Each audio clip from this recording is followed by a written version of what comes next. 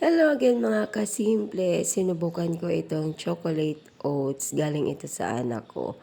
At gagamitin ko siya as breakfast para pumayat ako. Para magkasya yung isusuot ko sa graduation, guys. Kasi yung nabili kong damit para sa graduation ay medyo masikip.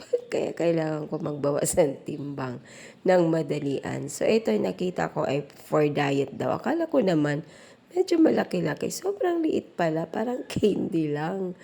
Ayan siya, guys. Oats siya. Chocolate oats. May iba-ibang flavor siya. Yan. O, parang pulburon lang na ano, no. Pero medyo matigas siya. Medyo hindi rin crunchy. Yung sakto lang. Ayan. So, ganun lang pala siya kaliit. Talagang madadayet ka kung ito ang kakainin mo. Pero hindi po pwede sa akin ng isang peraso lang. Para namang ano lang talaga. Sobrang diet naman. So, I decided na 6 yung kakainin ko. Iba't ibang flavor. In fairness, masarap naman siya, guys. Parang maano lang yung gutom mo. Parang ang tawag nito, at ma-stop lang yung gutom mo at hindi ka na masyadong magutom.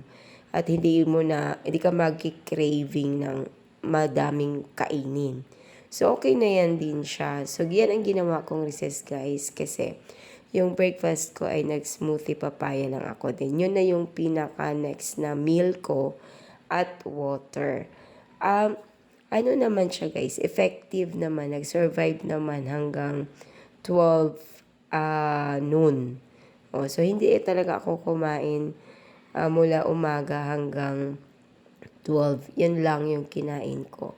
So, okay naman siya. Masarap din ang lasa. Yan. Yun nga lang yung expect ko na kagaya sa karton dyan na medyo malaki-laki. Hindi pala ganun kalaki, guys. Sobrang liit lang pala talaga. Parang candy. Ayun, but anyway, masarap naman. So, ayun, guys. Katapat lang ay tubig. So, sana pumayat na nga at sana magkasya nga yung damit na isusuot ko para sa graduation para hindi na ako magbili-bili. Tipid ba? Okay, that's all for this video. Thanks for watching. Bye!